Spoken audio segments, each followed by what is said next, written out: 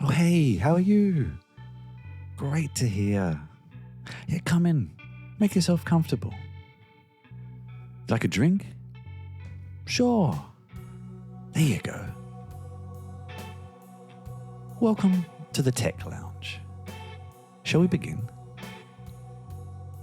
Hello and welcome to another Tech Lounge. I will disturb the ambience of the Tech Lounge by featuring another live interview. This episode, one recorded back in late summer at Infobip's wonderful Shift Festival, conference, whatever you want to call it, in Zadar in Croatia. It was a fun event, actually. And this was an interview with Nikola, who works with Infobip on the Startup Tribe program, essentially a startup kind of micro fund offering resources in kind and things like that, but with a really much broader remit than many others into the developing world. And they have a lot of programs into Africa and the global south. So it was actually a very interesting interview. Usual caveat applies with live interviews. A little bit of background noise. I've done my best to reduce it. Enjoy. Before we begin, there's just a few people at the door who've got some things they want to tell you. If you'd rather not hear these interruptions, then please support the show. You can find details in the episode and show notes. I have been talking about and using Raycast almost since it began. It's a drop-in replacement for tools like Alfred and Spotlight, letting you do so many things like trigger applications, trigger commands, do window resizing, and through a broad plugin ecosystem, do all sorts of things. Some of my favorites are changing screen layouts, changing screen resolutions, triggering HomeKit devices, so much more. Actually, creating Trello cards. I should mention creating Trello cards because I maintain that Trello plugin. So you can see I really love Raycast. Raycast now has a pro feature that lets you do all sorts of other things, including some really clever AI features and also the ability to share workflows amongst team members and much more. So if you're interested in finding out more and, of course, getting a little bit of commission for me and the show, you can head on over to this bit.ly link, bit.ly/3BAR059. And, of course, I'll put that link in the show notes. Berlin. I went to Berlin like twice last year and once this year, and I'm thinking more and more about if I would live in Europe, that would be my favorite city. Am I wrong? It's changing quite a bit. Because a lot of people like me think they want to go live there. We've been there 10 years and definitely seen the change. Of course, yeah. German bureaucracy is incredibly frustrating. Okay. And slow and quite inefficient. I mean, maybe it's the same here, but you kind of, I don't know, you sort of expect Germany to be better and it really isn't. You speak German? Enough. Okay. And the economy is slowing. Also, like just finding a place to live has become... Because it used to be the only big, cheap city. It's not cheap anymore. Yeah. The prices have jumped up, right? So I spent half my life in Melbourne in Australia, and Melbourne and Sydney have generally been expensive cities. We went back for my wife's mother's birthday in June. We were kind of like, doesn't seem that expensive, which shows you how but it had kind of come up because we were like, doesn't seem so bad. There's a lot of pressure, so it's classic, not gentrification, whatever you want to call it, but like... A little. I mean, this has been such like getting a place to live. So we haven't left our apartment in 10 years because it's just, especially as we're both contractors, it would be impossible. So it's just like, I don't know, we're actually kind of getting the feeling of wanting to leave. But to be honest with you at the moment, and go where? I don't know. Yeah. I don't know. I mean, I live in Asia, so I live in Japan for a long time, but I'm I for a whole bunch of reasons, I would go back to Australia, but it's just so far from everything. You really feel it, unfortunately. Never been like, and you know what, I lived, and last point, I'm not going to bother you too much, but like I've been living in Japan for like 12 years now. Yeah. And in my head, I'm Croatian, so in my head, Australia is still so far. Regardless of me, it's only an hour ahead, but it's still like no, but like hours. from Europe is like insanely far. But then in my head, when I'm in Japan for 12 years, in my head it's equally far from Japan as it is from Europe, which is not true. It's like 7-8 hours, which is manageable. It's not bad. But I still never had a chance to go. I really want to, but we can get like Jetstar, which is like EasyJet. Yeah. I know. It's quite easy, but it's funny. People living in Japan, I've only met 2 people who've gone beyond 2 years. Because usually people get exhausted by the kind of the cultural shift? It's interesting you stayed so long. Actually, I have a friend who's Australian reporter, and we just talked about this. She lives in Tokyo, and she writes for the Financial Times of Australia. What is it? The financial, like the biggest business paper or something. Financial Review, maybe the Financial Business Review. So we're talking about this, and then it's a beautiful place, but it's alien. Yeah. I said, everywhere else you go in the world, there's some familiarity. I'm sure if I go to Australia or go to Brazil, there's something familiar to it. Japan is just alien, but it's beautiful. Yeah, but it's hard. But I mean, there's a lot of Tokyo is like huge, like 35 million people. I really liked Osaka. We were in Osaka in 2019. I really liked Osaka. Osaka's cool. It's very different. It's very different. It's very manageable, busy, but manageable. Busy. And a bit more rowdy, like more friendly, more rowdy in a way, which is kind of cool for Japan. Yeah, actually, you're right. It was. It was more fun. Yeah. Without feeling like people were watching you for having fun. Yeah. No, I end up. It's a great place, but it has a lot of upsides. But I just landed. I always thought by description Osaka would be more my kind of city, but I just landed up in Tokyo, and I was in Tokyo, and now I'm Tokyoite, and. So, I mean, let's lead into why we're talking. No, it's good. How Infobip is Croatian and you're running the startup program? Yeah. But from Japan. So how does that work? Yeah, that's a very good question. I just happen to live there. And I mean, Infobip is primarily a global company. Yeah. So we have like about 74 or 76 offices around the world, including Japan. So it does make sense. And we cover all markets. 190 markets, so it doesn't really matter because we work with people all around the world. Most of the team, I run the developer experience department, which is basically involves the startup, the Infobip startup tribe, what we call the program, the perk program, the shift conference, and the DevRel team and the dev content teams. So it's about, let's say, 4 teams under this hat, and then we are all of them mostly in Europe, some of them a little bit in the US and in Africa now as well. Awesome. Okay, good to hear. It's something that is, I noticed there was something on the program, and if there was one kind of positive from all the online events during kind of the COVID lockdown era, it was that people from places like Africa were able to join, because usually it's too expensive or there's visa issues and things.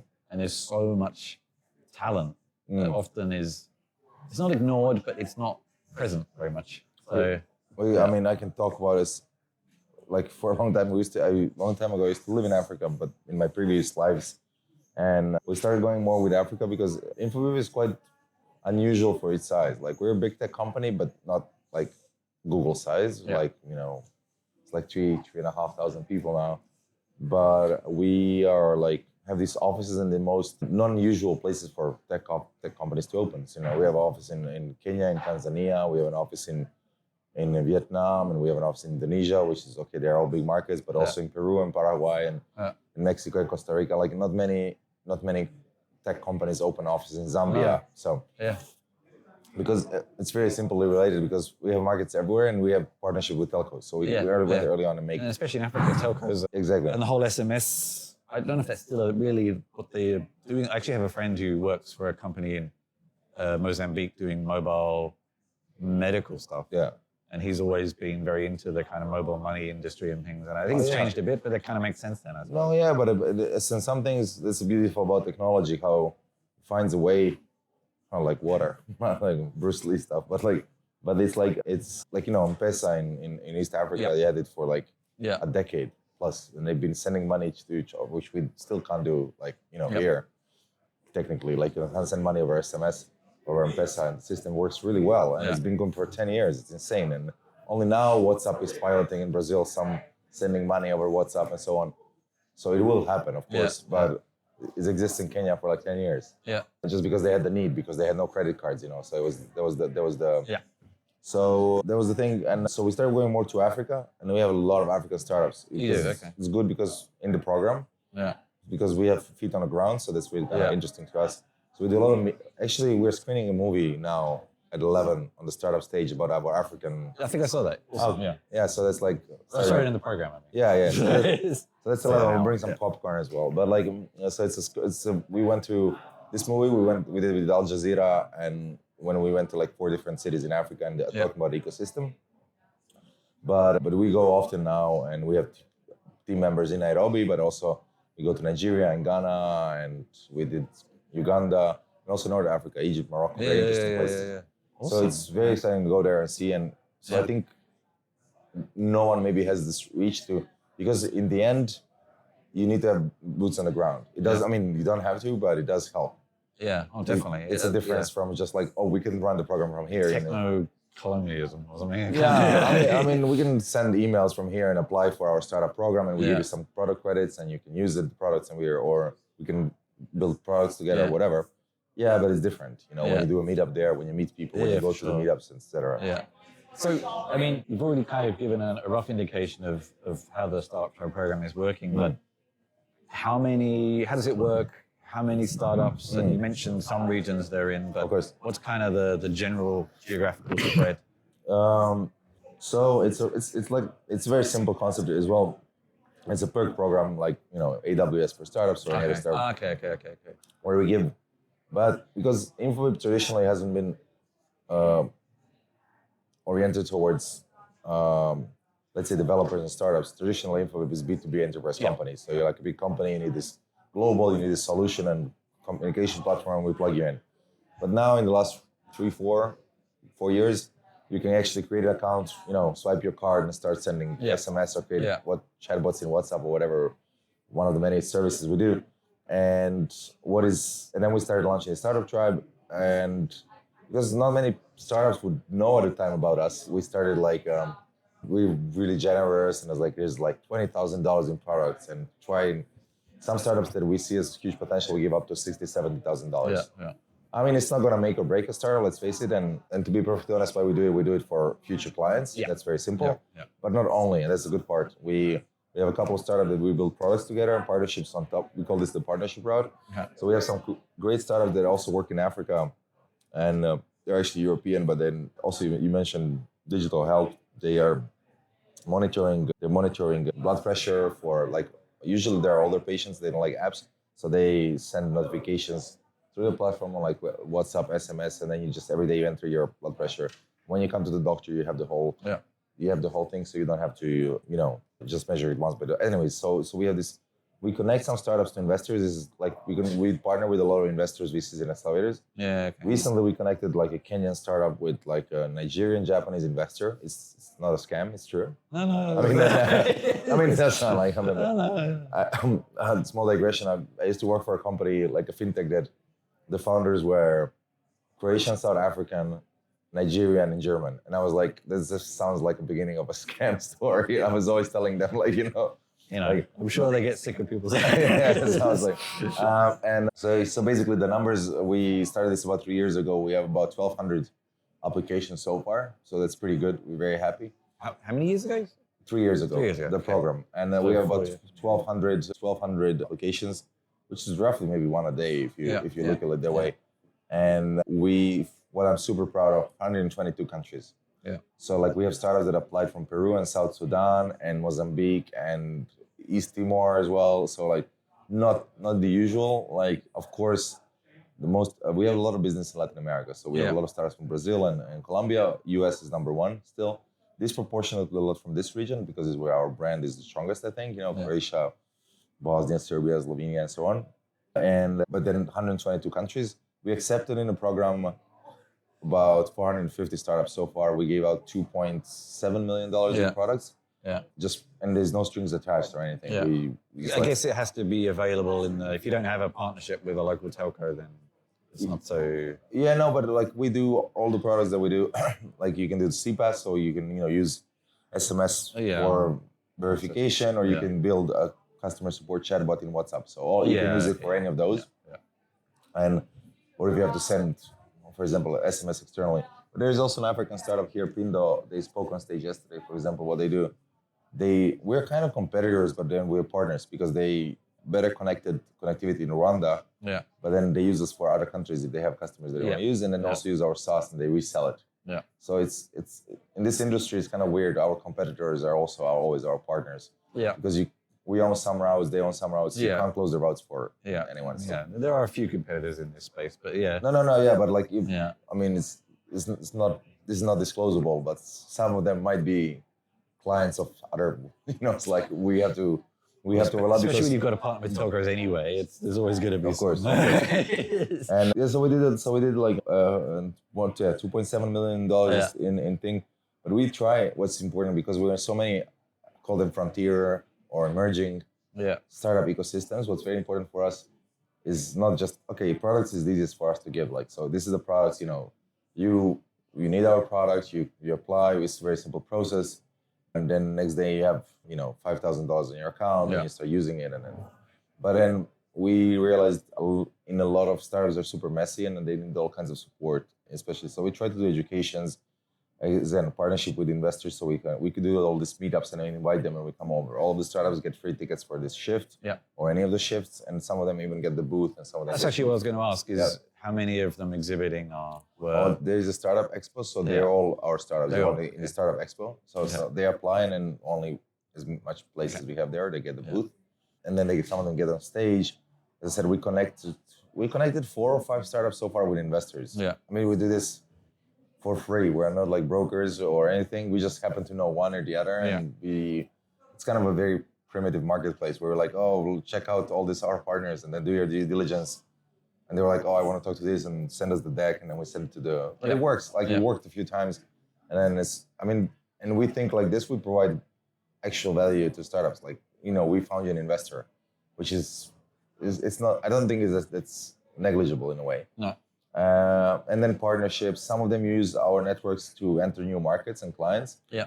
Because, for example, we have a big team in Brazil, and they work with, I don't know, if you have a fintech that, we have that's not true, but because it didn't come to us. But for example, we will work on some other deals. There's a big Hungarian startup that does financial crime prevention. They're the biggest Hungarian startup. They raised quite a lot of help, like 100 million. But they come to us to the program, and then they work with banks. They work with Revolut, Nubank, and they use our number lookup to check if the numbers are real. Yeah. And then they want to work with Itaú, which is like a big bank in Brazil and a big client of ours. Yeah. So and then we connect our account executive for Itaú, and we're like, this is our partner. So we try to provide kind of, I don't know, assistance or value for them that way too. Yeah. It's not always easy, but yeah. And the credits are it's like a one-off kind of credit thing, or do some they roll per year, or depending on that? It's interesting. It's a learning process for us. In the beginning, we were really generous because we wanted to get the name out there. In my head, this was a bit like Gmail versus Hotmail, kind of situation. Like I give them more, and then and it's all about timing. Yeah. Some startups, and it's so interesting to notice. Like we should get the data one day. How long does it take them? Some of them are have a no-brainer because startups are messy. They're product at the same time, fundraising, doing whatever.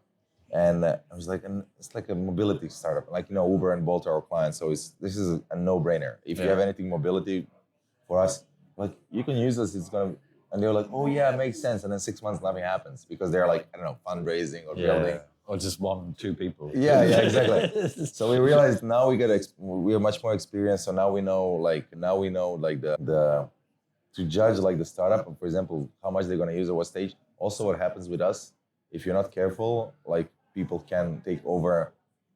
Actually, we got some basically attacks on your traffic. So if you're not really on the information security side, if you're kids that are kind of careless, then people tend to steal your money. Yeah. Then we have to top them up or something. So we realized if you from them. From their account. If they're just not good in protecting their account or creating a password or something like this, it's pretty. And so we're trying to. We notice if they're we tell them we give you in tranches and instead of just in case because otherwise you don't have money. We can tell on our side. I see the traffic and I see startup that uses sends 3,000 messages or whatever a day, and then one day is 120. And I'm like, it's not good. Something happened. And how many convert from kind of startup tribe to customers? 3 years is maybe a little soon, but I don't know. No. It's we have in terms of I don't know the exact. I'm gonna say so far 40 something. I think. Okay. The last thing. Percent or no. Okay. So out of the 450, so it'll be basically 10% so far. Yeah. The conversions, but revenue-wise, we're doing really well. It's 100% growth year over year now. And I mean, the idea. This is obviously very long term. The whole idea for stuff is but then what we're excited about the partnership stuff And so there's like 3 or 4 startups that actually build products on top of us. One of them is also here, Orange Pill. Oh yeah. And they for example, are using our platform heavily, and then also entering. I mean, they lived in Colombia before, but they're also working on this. So there's this, and then future. I mean, in my vision, this for the future is it's good to be close to startup because of the innovation, and then also maybe future, hopefully good earlier M&A, and then also investment. And at some point, we're at this stage where we should start investing in startups. Okay. And then so that's something that's kind of for the future. That's not something you do. Yes, I mean, timing is always hard to predict, of course, but like the idea was like, of course, we meet all these startups, and then some of them will be really good, and we definitely make sense. But we have to also position it really well, because CVCs don't have a great reputation, so we're trying to build like an external VC, and they're slow, I think. But we're trying to see this, and I think, and also M&A and acquiring some technologies. We acquired some smaller companies as well, and I think it makes sense. And then all the innovation that comes there. So we played with a couple of startups. We invested in a few in the past, but like completely off the balance sheet, not connected to the program. And so this is the idea, like in creating this. In terms of conversions, I think it's not just, it really for us, of course, it's the very easy path where it's like, okay, they apply, they use the money, and then suddenly they start spending, and then we are super happy, and they grow really big, they become Uber, and we're like, yeah, sure. But then there's so many stops in between that we learn, and breaks, and our products are super complicated and regulatory, and we have to be with them along the way. Yeah. And then one of them maybe one day will become like the next Bolt. We learned the lesson. We met Rappi, the huge South American behemoth, like they do everything, and Bolt. These are examples of startups that we met very early on, and then they started using us, and we see how you can, on business side, how you can grow from like, I don't know, I'm not working that account, so I'm just guessing, but like how you can grow an account from like $5,000 a month or a year to millions of dollars just within a few years. If you have a company like Bolt, right? Yeah. And for anyone listening who doesn't know who Bolt is, it's kind of the European Uber. The European Uber. It works. Most people in Europe prefer it. Yeah. In Africa as well, by the way. Oh, really? They're huge, and they're super successful in Africa, in new markets. I see them in Ghana, in Kenya. Like I think they're even stronger. I heard a funny story from the founder. I'll tell you in a minute. Okay. For people who are interested in maybe applying, what's the minimum requirements? So we're very flexible, very, very flexible, because of the fact that we didn't have this before, and not many people know about us because we are in your hood of the communication hood, the communication part of the hood of your car or your startup or your company. But it's an application process where we basically ask you for your deck and some basic information like how many employees you have, where you're from, if you have some revenue, if you raise some money. It's literally 5-6 minutes to fill in if you have a deck. Yeah. And then the conditions, when we set it up, we put up to 100 employees and or no more than $5 million investment. Okay. This is some kind of criteria, but we made exceptions. So honestly, like if we see that there's going to be a good opportunity and that it's going to be a good partner and good startup, we're happy to talk to it. And of course, if they're too big, then they're probably material for our mid-market teams. And what's too small? So this is a very good point. A very good, actually, from our perspective, what we learned, it's better to be too early than too late. Yeah. So if someone uses our other solutions or competitions, or it's harder to take it out, regardless of the economic reasoning or whatever. And too early means you might have to wait, but it's better. So ideally, somehow we noticed that our ideal applicant would be startup that probably raised a seed round, that has some customers and has some products. Yeah. And now they're trying to scale it through and improve all this communication way and automate all that stuff. Yeah. So that's the perfect timing for us. But no exceptions. We had very early on. And then what happens as well, it's our products are very complicated. I think a lot of people at the company don't know them all because they keep evolving. Now we have AI and chatbots that you can build with AI, and you do so startups come to us very often we need we know what you do, we checked it out, we need SMS authentication, I'm doing e-commerce and I need to send. Yeah. But then we tell them but why just SMS? So a lot of people completely discount this omni-channel approach globally, everywhere, startups, non-startups and something. And we tell them but why don't you also use moments where you can communicate or automate the whole journey with across channels, so you can send them if they put something in a cart, you can tell them send them an email and then they don't open it, but then you can send them a WhatsApp email, like message if you have a phone number. And then if you're in Brazil and Africa, that's huge because everyone uses WhatsApp. Yeah. And then you can automate this, and it's actually much better for you. And then they go like, or we have customer support SaaS, like you can do customer support, and they were like, oh yeah, I actually need something. I didn't know you guys do that, or I didn't know you guys do like chatbots and stuff like that. So and then we can actually create more stuff for them and actually improve their. Actually help them optimize their flow instead of just. Startups really. My key takeaway. I ran startups and worked with startups for a long time. Startups are very, what I said before, very messy. They're very all over the place. So for this, like sometimes to me, it was like I saw great startups, great stuff and everything, and I was like, sorry, how was it? Very good. Sorry. Ciao, Drago. And I was like the key takeaway for me was like, you guys are like, this is great, I love it, and everything. Just this is gonna help you so much, not because I'm selling anything. Just they're like, oh yeah, I know, but like it's like a fundraising product, new hiring people, and I'm like, no, but use this is gonna your reach, and I don't know, and a no-brainer. But at one point they'll understand, and you can't tell people what to do. But I've seen situations where like, oh, come on, just this is just gonna. I'm not selling you anything. Just like we'll give you more money. Like it's just like I'm telling you, this is gonna be a great story and stuff like this. But so slowly it's a progress. Like luckily the salespeople in the company, as I always joke for the startup team, I tell them they're reverse salesmen. So actually they have to give free stuff away. And then the salespeople are not happy. Then they go like, how much of our money did you spend this year? And I'm like, oh yeah, it's all for the overall good for long term. It's in kind. You're not really spending it. It's fine. Of course. Yeah. And then one thing that we don't understand, we even had consultants that has raised this issue. It's in kind. So for us, of course, depending on a product, depending how much it costs us and everything. Yeah. But it's also the people don't use it immediately. No, when I have to report to the board and stuff like this. Yeah. Like sometimes we give a startup $10,000 and they use it in 2 months, and sometimes they use it they start using it in 6 months, and sometimes they use it so slowly and then they use it for 2 years. So it's not like actually So it's almost like startups don't know how to do accounting. I don't know. Yeah. Or me. Like I was like, figure it out. Like so we do that when we have a company. Yeah. So awesome. Yeah. Cool. Awesome. Yeah, let me know. I have all this. I gave you the numbers from my head, but I have all the numbers. It's just fine. And broken number, industry, country, how many partners. Some things on the website would be interesting to dig into a little bit. Yeah. That's interesting, yeah. So anything about startups that we do. So we really, we're not super original. We are a startup program that started like any other, just from scratch.